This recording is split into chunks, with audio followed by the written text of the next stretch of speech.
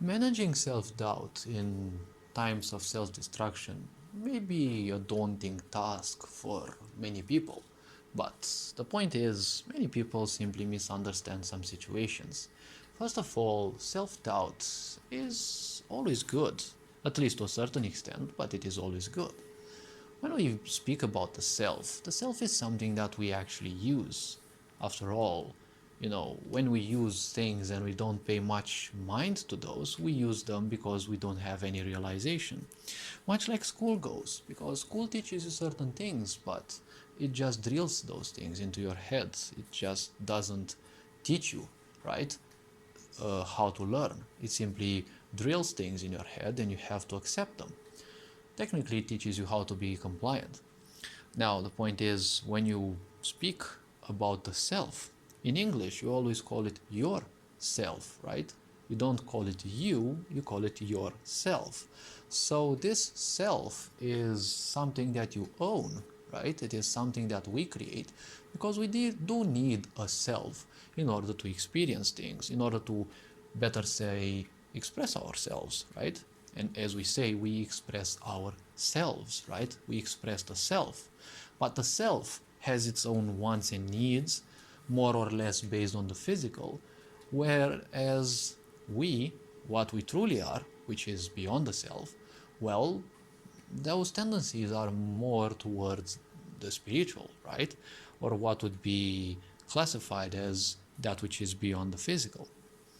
So when we speak about self-doubt, in a way it is a good thing, because when you lack self-doubt, you trust too much into the self.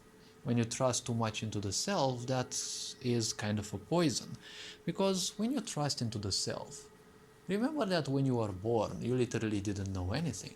It was your parents that you learned a lot of things from, including their behavioral patterns, and you also have your karma, the karma that you came into this world, and the karma that also decided more or less what type of womb you shall be born through, aka what your parents will be like.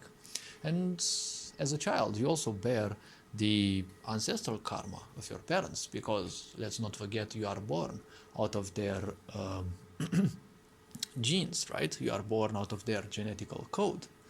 So the point is, you have their predispositions, you have their patterns, you have, well, their karma, and that of your ancestors as well as theirs. So there will be a lot of impulses. Now, everything that you have learned from an outside source. That's how the mind works. The mind is like a blank hard disk. You don't have anything stored on it when you buy it, and well, then you're free to put whatever you want in it, how you want to put it, right?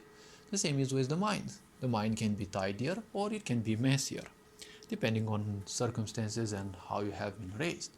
So when you trust the self, you technically trust that which you have acquired from other people. So the self would be more or less an accumulation if we are to take it so. So why would you believe, entirely other people's, beliefs and things, when belief in itself means accepting a truth without a necessity for proof, right?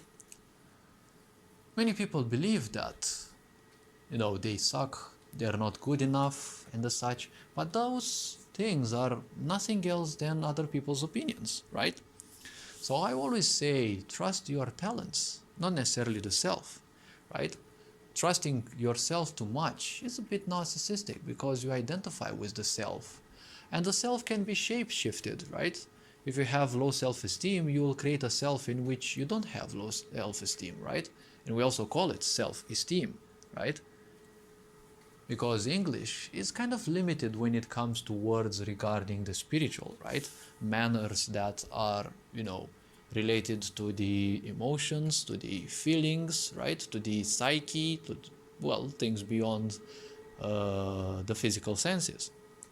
So, when it comes to self doubt, this is also something good in a way, because doubt appears just like confusion.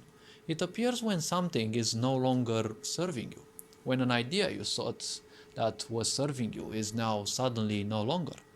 And well, you will feel that, your perception has shifted, right? You no longer find any usefulness in such ideas. That is why confusion occurs, because the comfort zone of those old ideas has been shattered, and you have to move place. You have to, you know, advance those things, even if you will cling to those. Now, when it comes to, you know, self-doubt, there is this idea that narcissistic people and people who abuse you will always use confusion against you. They will always drive you insane. They will always drive you in confusion, right? Because the point is, when people torture you emotionally, mentally, psychologically, right, they cause you pain. The problem is, when people are pained, they no longer give much attention to the outside. People who are pained, they become introspective, and the problem is, when you become introspective, or well, basically when you are pained, you no longer give attention to the outside. So you also don't give attention to the narcissist, right? And the narcissist will then, start to fake, right? They will cuddle you, they will tell you all sorts of ideas, right? Emotional blackmail, as I call it. They're gonna use, some sweet words. They will obviously still blame you, right? But with sweet words, it's all in your head. It's all over now. Don't worry about that. They'll probably give you a hug or something like that, because the point is, they want to cause you pain, but they don't want to cause too much, because when they cause too much, well, the point is, you're no longer gonna give them attention, or they might actually lose you. These are still those edge ones, right? Where they don't simply want to destroy whatever that is, right? They're not necessarily those, hyper aggressive narcissistic people. So when it comes to self-doubt, right, confusion will be used against you, right? Because, well, when you are confused, you are easy to control. He who angers you controls you. He who confuses you controls you, right? So ask yourself a few questions, right? Now, the problem is, many people are assaulted by too many questions, and they end up distracting themselves, right? They distract their mind, and when the mind is distracted, well, there is a little problem, because you are no longer focusing on the present. You are no longer focusing on the situation at hand. So, what questions could you ask? Well, ask yourself first and foremost, does it hurt? Nowadays, a quote of mine, a wise quote of mine says, you have reached the Western society when everyone knows literally everything about everything, but they don't have the slightest clue what they're talking about. So, spiritual people, or well, so-called spiritual people, but who have poor mind training that they can't make any difference in between their imagination and reality, many of these, new age spiritualist fuckers, Twitter spiritualists as I call them, many of these will tell you that, life indeed is a simulation. Scientists have proven that life is a simulation. Those cringe Google News, feeds, let's say that, I don't know who creates those, but they don't have any, scientific proof attached to them. The point is, if you think your life is a simulation, have someone punch you in the face as hard as they can, and then lie yourself that the pain that you're feeling is nothing else than a simulation, right? It's just the Maya, right? Tell that to the people who die in hospitals, because of certain diseases, or I don't know, people who die in a car crash, or, in horrible events, right? Tell them and soothe them with the fact that, don't worry, your pain is nothing else than Maya, right? It is just the illusion. So don't ever end up believing these, okay? Ask yourself this super powerful question. If you are to go again through a self-destruction situation, right, where you have to be punished again by such people, the point is simple. Ask yourself, does it hurt? Mentally, emotionally, psychologically? Because this is a situation in which you cannot simply lie yourself. What you will be compelled to believe in, right, is that it's always your fault. If you were better, situations would have been better, right? Don't forget that abusive people are nothing else than, personality cult. That which is also done in authoritarianism, right? Because there, everyone has to be the same as the, authoritarian, the person in charge, because they are seen as, the ultimate, the alpha and omega. right? The epitome of narcissism, technically. So, point be said, well, that's kind of the same thing, right? People who are abusers, well, they don't want you to be better. They are simply a pile of filth, and they invest all their energy into that filth, and they want you to be that filth, right? They're just lying you that they would want you to be better. All they're doing is they're calling you pain, right?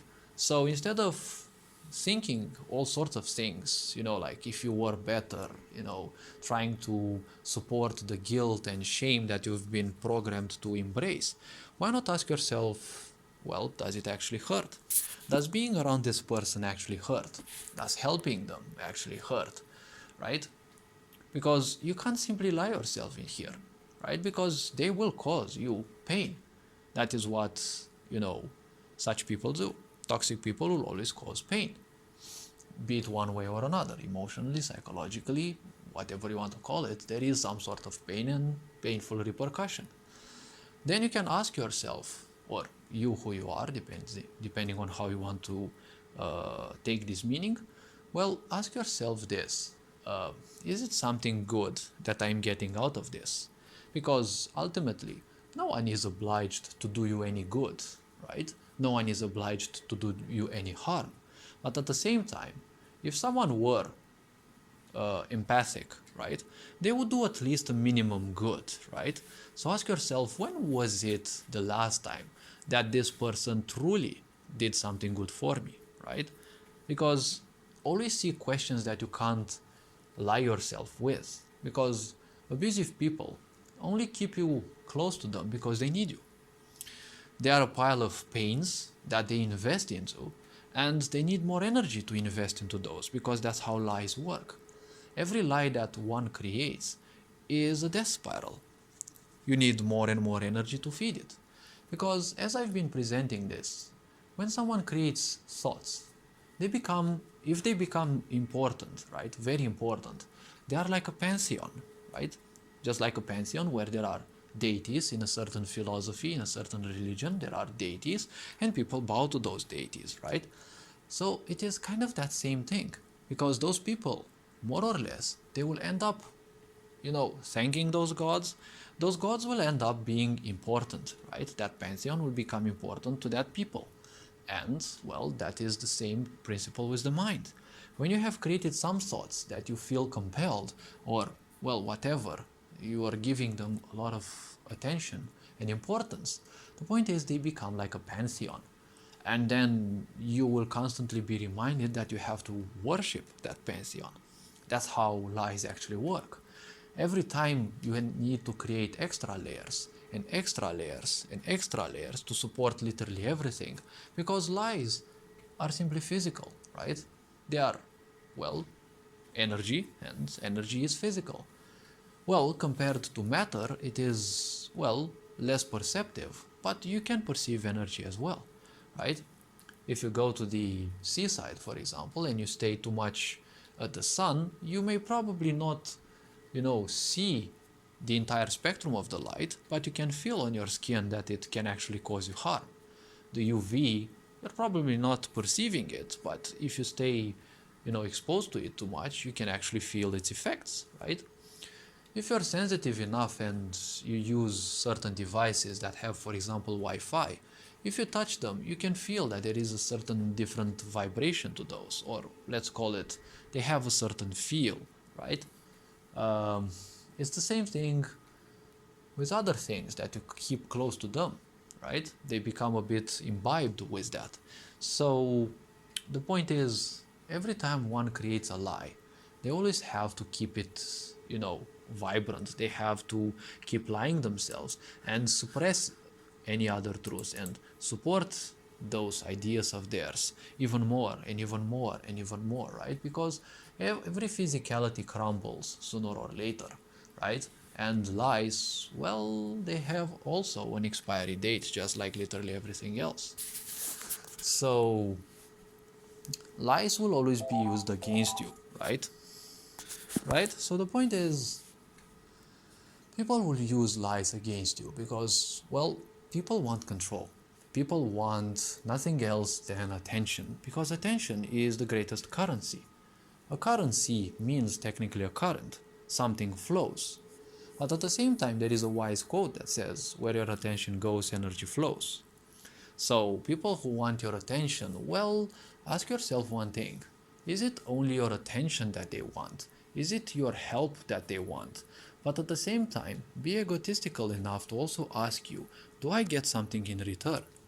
Now, you shouldn't always ask this, but if there are people in your life who just ask, but they never give, well, probably you should take a second thought about them. Because someone who just takes, but never gives, well, maybe their interest was never in you, but rather in the idea that you can give. You know, it is the same thing as with stray animals.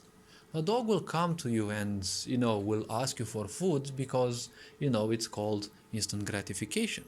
The dog can easily find food, and the dog is also robust. It can easily walk 40, 50, 60 kilometers a day because that's how robust canines are, right? All canines in the family, right? They are robust animals. They are one of the most robust on this, of the terrestrial realm of this planet, let's say. But they are very robust and they can easily find food. I mean, they have to forage a lot, but if they can find some food much easier, it is instant gratification, right? The same thing is with abusers. Instant gratification means that they can simply get their attention by pissing you off. When you're pissed off by someone, you're constantly gonna think about them, and that means that your attention is focused on them. And, well, technically they vampirize you emotionally, psychologically, and mentally, because they wouldn't invest anything in teaching you how to become stronger. Because if you would become stronger and more aware and wiser, you'd realize that the only thing they're causing you is harm, and you'd simply leave. That's the problem with all narcissistic and abusive people, because as they get old, they are less and less attractive, so people will no longer be interested in them. That is why their older age is the most tormenting.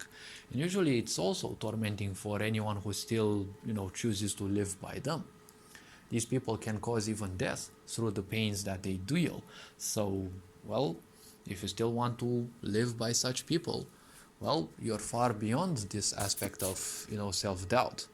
Because the point is, they will always teach you certain things. You will be programmed to believe that it's always your fault. This can actually go very deep if repeated again and again and again, because people can actually embrace it as a true reality. When they do, they will always blame themselves.